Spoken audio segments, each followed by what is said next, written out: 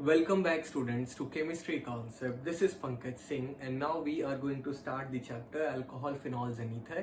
इसे हम NCERT text book से करेंगे लाइन बाय लाइन. बहुत काम का चैप्टर है. 12th क्लास के ऑर्गेनिक केमिस्ट्री में पहला चैप्टर है haloalkanes and haloarenes. उसके बाद दूसरा चैप्टर है अल्कोहल, फिनॉल्स एंड ईथर. और इस चैप्टर के बिना आप अगला चैप्टर नहीं कर पाएंगे which is aldehyde, ketones and carboxylic acid, जो सबसे मेन चैप्टर है ऑर्गेनिक केमिस्ट्री का. सो इन दिस वीडियो एक्चुअली ये चैप्टर हम लोग कुछ पार्ट्स ऑफ वीडियोस में कवर करेंगे. सो अगर आपने अब तक चैनल को सब्सक्राइब नहीं किया है जल्दी से करिए, so whenever a video is uploaded you come to know about the same. And now without wasting time let's start.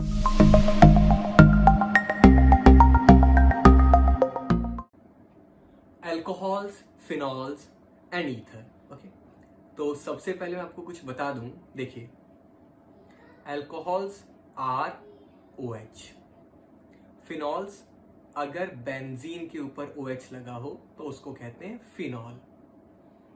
और ईथर एक अलग ग्रुप है ROR. ठीक, इस पूरे चैप्टर में अल्कोहल्स एंड फिनॉल एक साथ चलेंगे और ईथर को पढ़ा जाएगा अलग से. ठीक, तो देखते हैं चैप्टर की स्टार्टिंग कहाँ से होती है. कुछ खास बात है नहीं.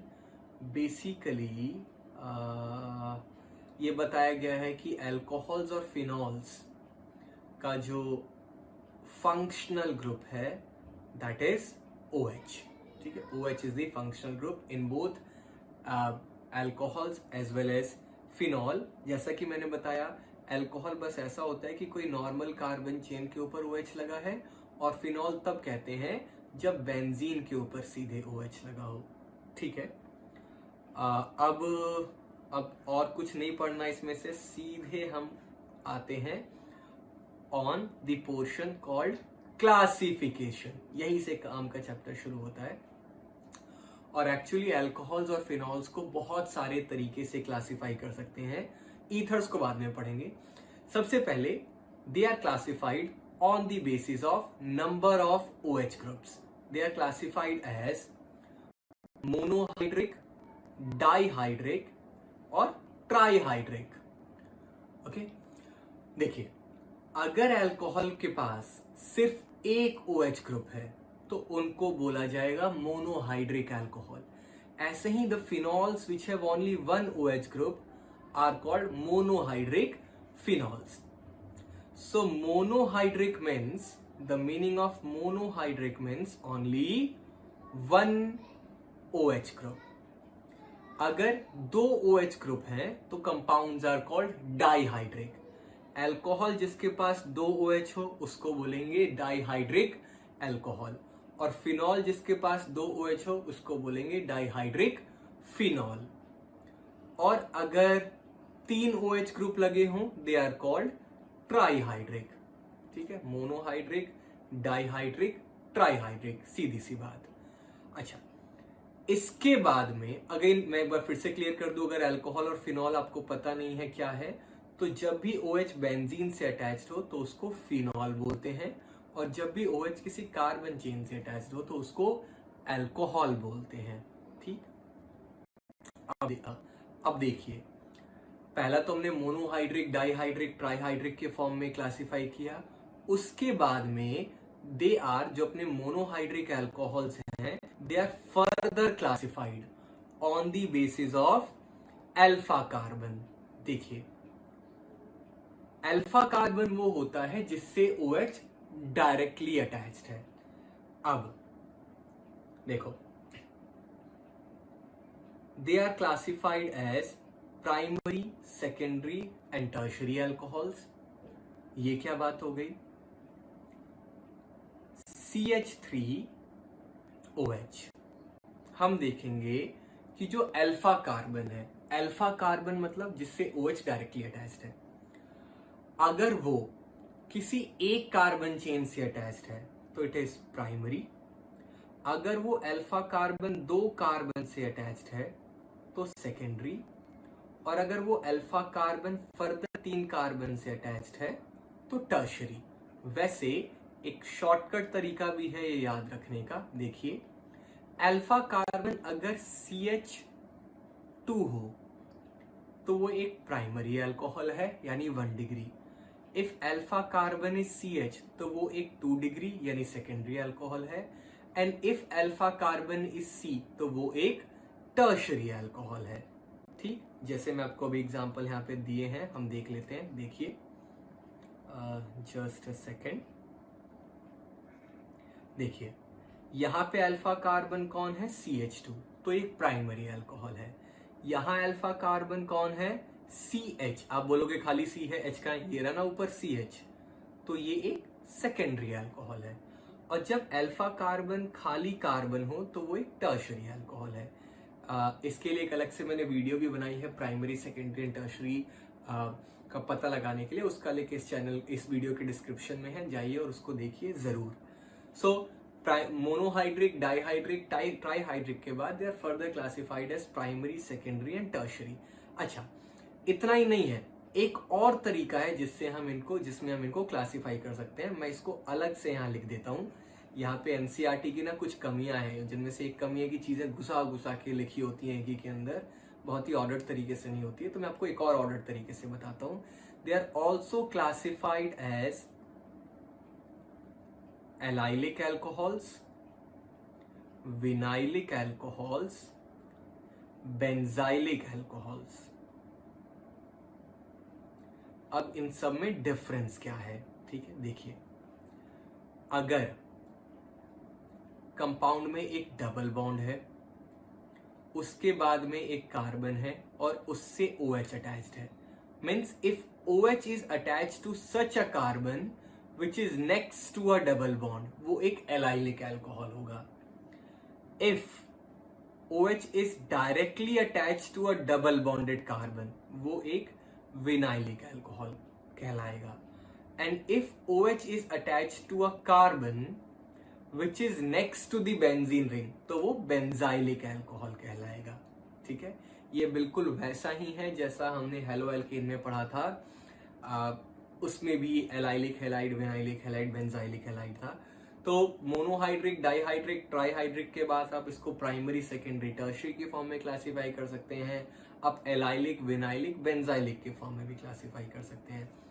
ठीक, यहाँ लिख रखा है, देखिए, एलाइलिक अल्कोहल। एलाइलिक अल्कोहल मतलब OH is attached to a carbon which is next to the double bond, and benzylic मतलब OH is attached to a carbon which is next to the benzene। ये लिखा ना, OH group is attached to the carbon which is next to the aromatic ring। ठीक है, हो गया, बहुत हो गया, बहुत बात हो गई। फिर विनाइलिक अल्कोहल में भी हो गया कि OH group is directly bonded to carbon carbon double bond, ये हो गए। ईथर्स के बारे में सिमेट्रिकल और अनसिमेट्रिकल ये हम पढ़ेंगे वैसे तो बाद में, बट स्टिल चलो बता देता हूं। देखिए, ईथर्स होते हैं ROR, CH3O CH3, CH3O C2H5। अगर दोनों R सेम है, जैसे कि CH3O CH3, तब इसको बोलेंगे एक सिमेट्रिकल ईथर। और अगर दोनों R ग्रुप अलग अलग है, जैसे एक में मिथाइल और दूसरे में इथाइल, तब इसको बोलेंगे unsymmetrical or mixed ether. So ethers are classified as simple or symmetrical if the alkyl groups attached to the oxygen atom are same, and they are called mixed or unsymmetrical if the two groups are different. ये हम again ethers के बारे में बाद में पढ़ेंगे। अच्छा, तो चलिए, ये रहा part. Classify the following as primary, secondary and tertiary. And remember, मैंने क्या बताया था, primary if alpha carbon is CH2, secondary if alpha carbon is CH, and tertiary if alpha carbon is C। Alpha carbon मतलब वो carbon जिससे OH सीधे attached है। तो इस लॉजिक के अकॉर्डिंग हमारा पहला वाला कौन हुआ, yes, primary. This is also primary, अरे दिस इज ऑल्सो प्राइमरी, हाँ, लेकिन this is secondary, this is also secondary, and this is tertiary. अब पूछ रहा है कि इनमें से आप एलाइलिक अल्कोहल पहचानिए।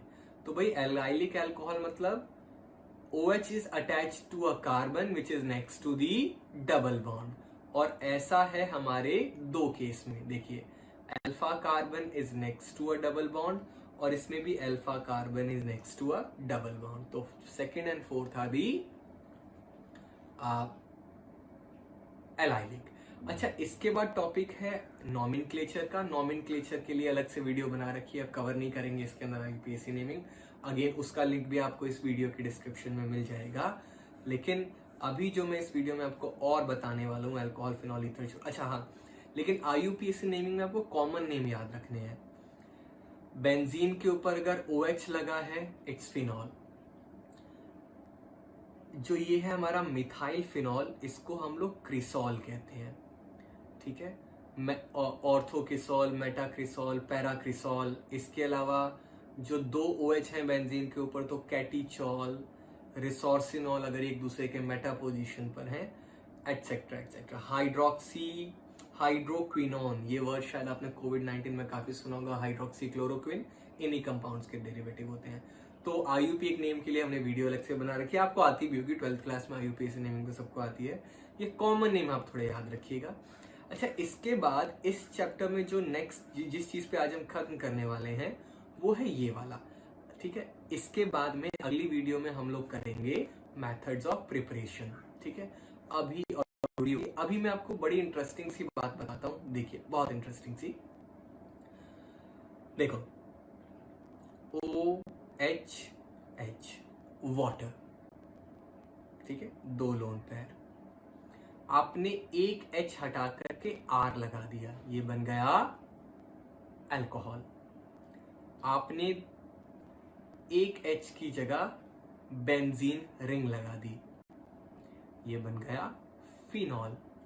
आपने दोनों H हटा करके R लगा दिए, ये बन गया ईथर। तो भाई अल्कोहल, फिनॉल एंड ईथर कुछ और नहीं है, they are just derivative of water.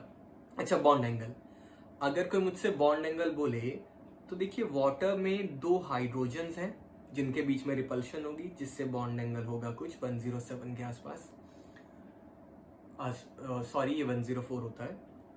अब देखिए यहां पर फिनॉल में, अल्कोहल में एक बल्कि R ग्रुप आ जाता है, जिससे बॉन्ड एंगल थोड़ा इंक्रीज हो जाएगा। फिनॉल में R की जगह और बड़ा बेंजीन है, बॉन्ड एंगल और इंक्रीज हो जाएगा। और ईथर में तो दोनों तरफ R ग्रुप्स हैं, और ज्यादा रिपल्शन होगी, बॉन्ड एंगल और ज्यादा इंक्रीज हो जाएगा। तो कोई अगर बॉन्ड एंगल के बेसिस में बोले तो सबसे कम बॉन्ड एंगल वाटर का, उससे ज्यादा बॉन्ड एंगल अल्कोहल का, उससे ज्यादा बॉन्ड एंगल फिनॉल का, और सबसे ज्यादा बॉन्ड एंगल होता है ईथर्स का। Basically alcohol, phenols and ethers are nothing but derivative of water itself. सबकी स्ट्रक्चर वही, they all are sp3 hybridized, they all have bent geometry etcetera etcetera, कुछ नया नहीं है।